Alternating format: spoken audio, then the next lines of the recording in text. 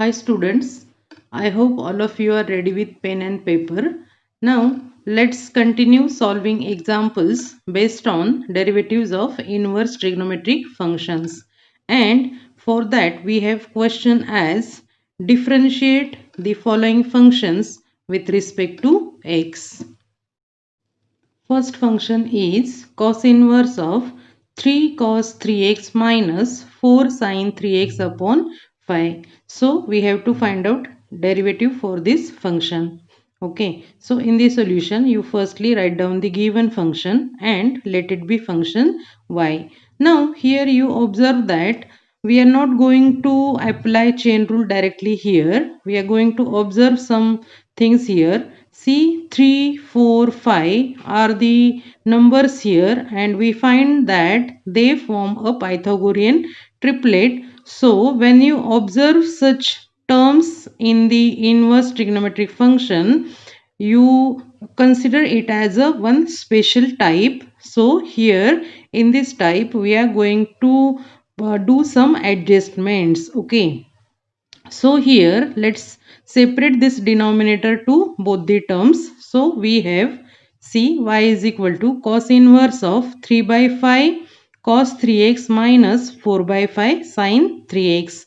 Now see here we find that 3 by 5 square plus 4 by 5 square is equal to 9 by 25 plus 16 by 25 is equal to 25 by 25 is equal to 1. That means sum of squares of these multiples which are multiplied to the sine and cos terms, sum of their squares is 1. So observing this thing here we can put, see, we can write 3 by 5 is equal to some cos alpha and 4 by 5 is equal to sin alpha.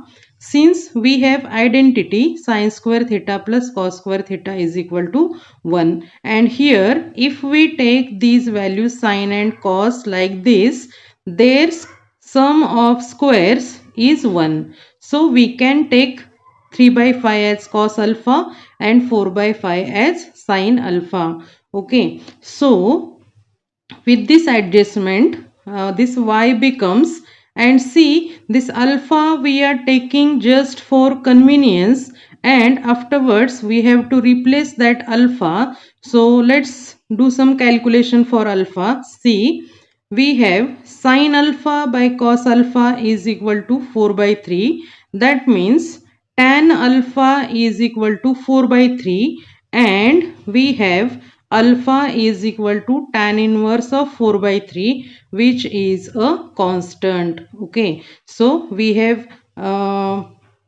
calculated alpha term. Alpha is a constant here. So this is construction for this example and this is the trick, okay, for this special type.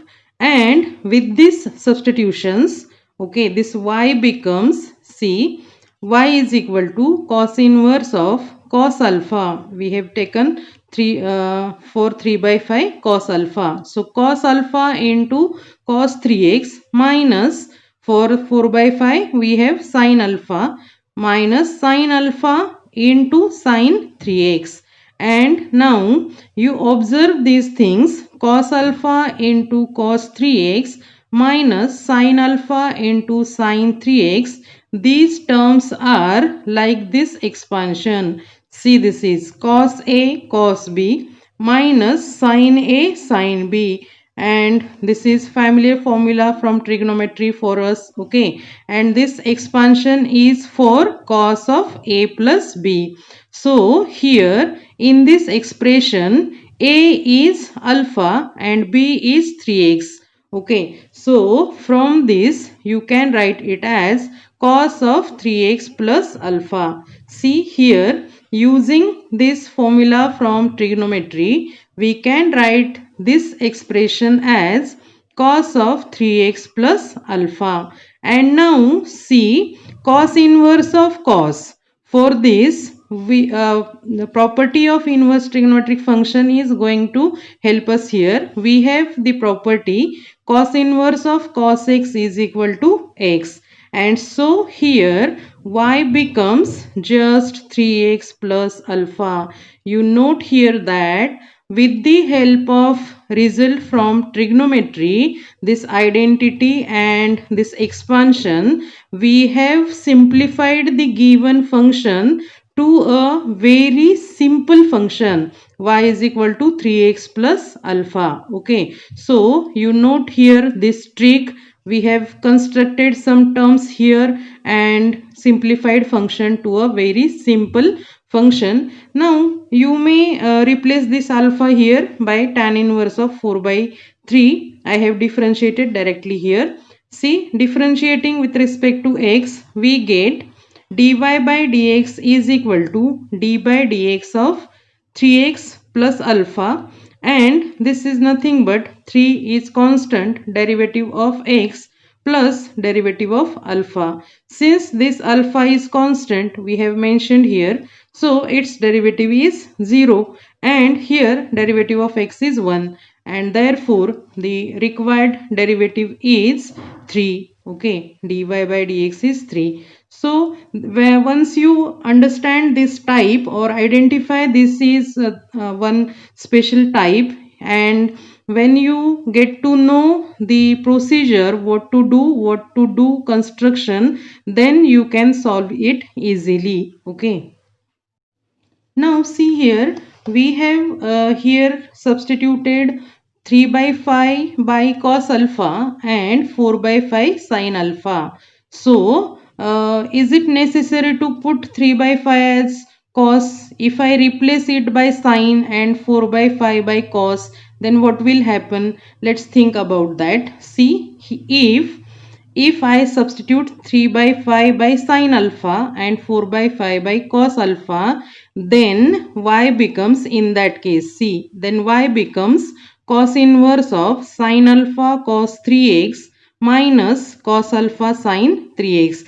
Instead of this term, okay, instead of cos minus sin, then if we interchange these two values, then we have these terms like sin cos minus cos sin, and this is like the formula sin of a minus b is equal to sin a cos b minus cos a sin b. So with this formula we can write these terms as sin of alpha minus 3x. So you have out of bracket cos inverse function there, and here we get sine function. So to use property and simplify function, we have to convert the sine function to cos function. So to avoid these steps, you firstly think that we have to arrange here in bracket cos term, so that we can use this property cos inverse of cos.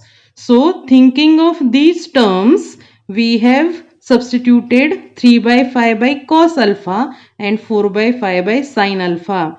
If you interchange these values, then you have this calculation. This is also correct, but some steps are more there, and here you get y function like this, and then you have to differentiate here only. Okay, so to avoid these steps, you think of what term you need in this bracket. Since out of bracket there is cos inverse term, so it will be easy if I arrange here cos term. So thinking of this, you put these values here. Okay, so this is how the solution is constructive type, but once you get what we have done, it's very easy. Okay, so again you try at your own. Okay, then next example is sine inverse of cos root x plus sine root x upon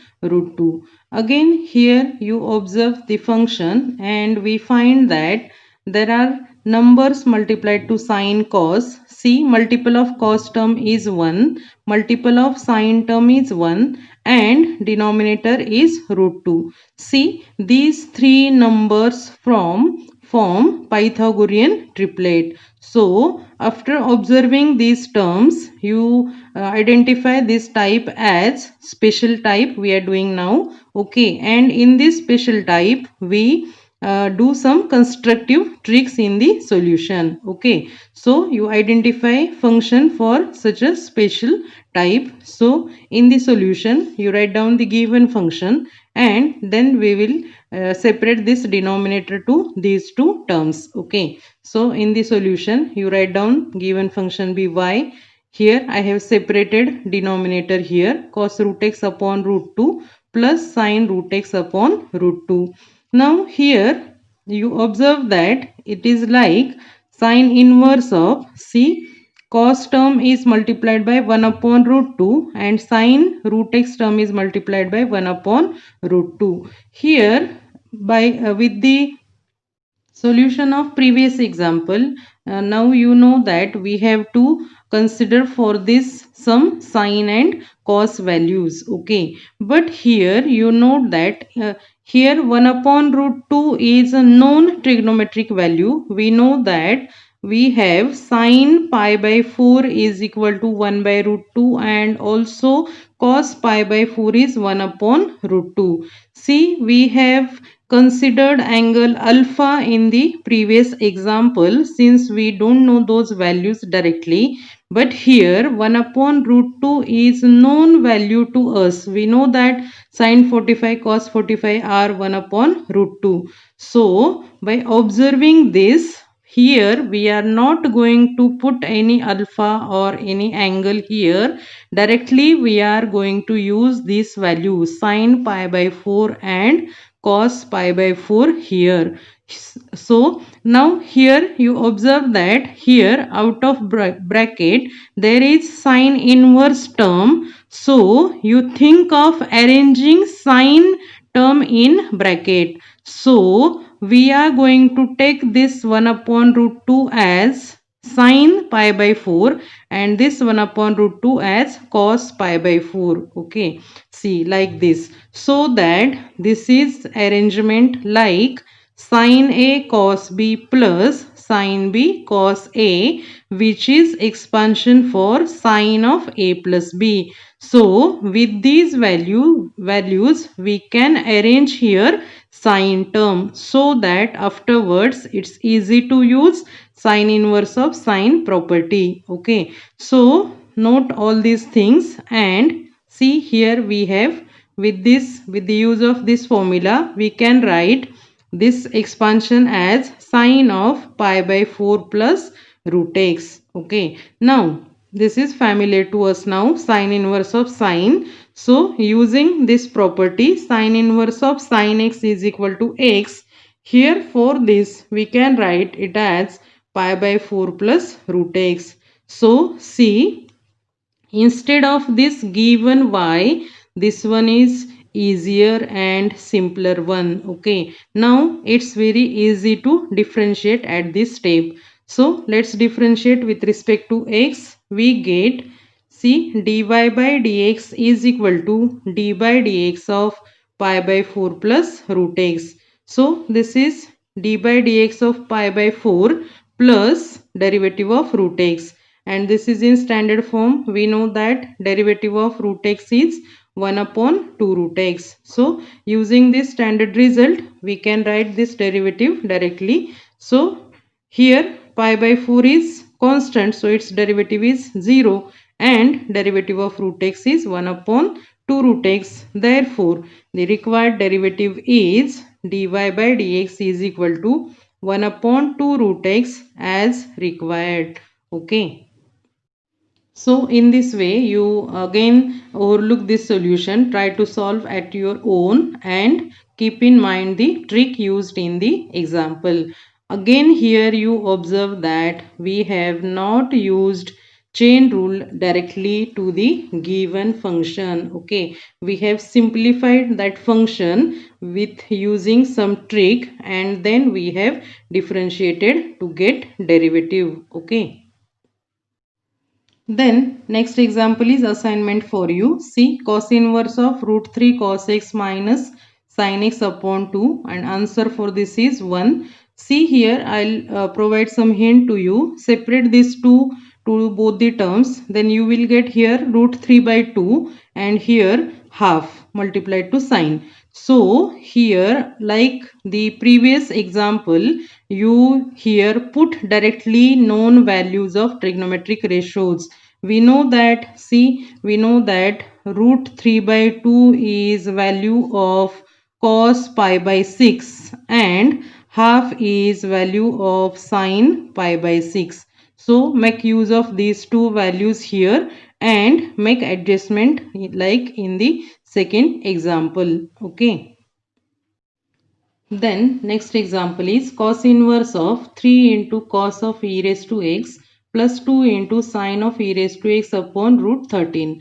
Again here you observe that sine term is multiplied by 2, then cos term is multiplied by 3 and whole things are divided by root 13. You observe these three numbers. These three numbers form a Pythagorean triplet. You note here this thing, and after noting this, you get to know that this one is a special type that we are doing now, and in that case we do some constructions, use some tricks to simplify function. Okay, so here in the solution you write down given function, and after that what we do, we separate this denominator to both the terms separately.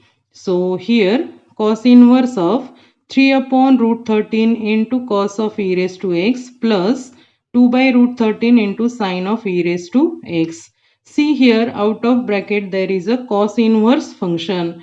Now we have to consider these two numbers 3 by root 13 and 2 by root 13 as some trigonometric values, cos alpha or sine alpha, but with those values we have to arrange here some cos term. Okay, so for 3 by root 13 we are going to consider cos alpha, and for 2 by root 13 let's consider sine alpha. Okay, so and here we know that sum of their squares is 1. Okay, firstly we have noted this thing, sum of their squares is 1.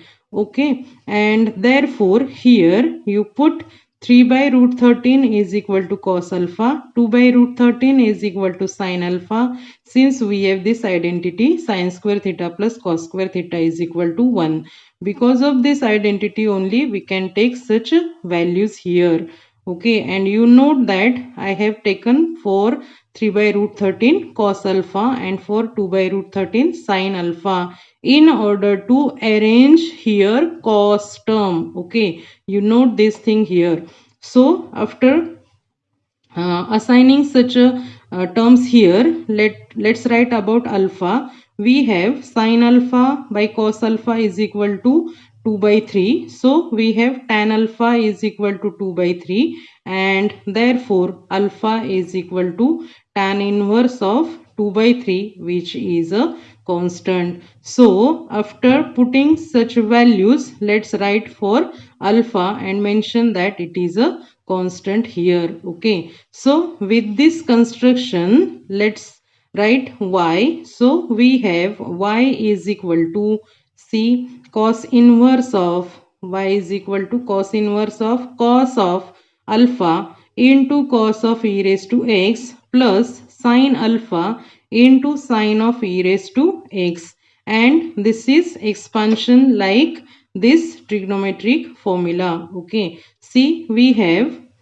let me put it here. See we have cos a cos b plus sin b sin a. So this is expansion for cos of a minus b. So from this formula here we can write it as cos of e raised to x minus alpha. So here we have arranged terms like cos inverse of cos, so that we can use property here. Which property we have used? Cos inverse of cos x is equal to x. Okay, so using this property we can write it as just e raised to x minus alpha. So we have y is equal to e raised to x minus alpha. See how beautifully we have converted the given complicated function to a very simple function e raised to x minus alpha, and now it's very easy to differentiate at this step. So let's differentiate with respect to x. We get, here I have substituted this alpha, okay, which is constant. Then differentiating with respect to x, we have derivative of y is equal to derivative of e raised to x minus tan inverse of 2 by 3. See here, derivative of e raised to x minus derivative of this constant, and so its derivative is 0, and we know that derivative of e raised to x is e raised to x, and so finally we have dy by dx is equal to e raised to x as required derivative. Okay, so see, we have done three examples of same type here. Okay, you note this trick properly and try to solve example at your own again. So students, we have used these four formulas for this special particular type. So you note down these formulas very properly and keep in mind them. Okay, I'll suggest you write them in the top margin of your notebook. Okay.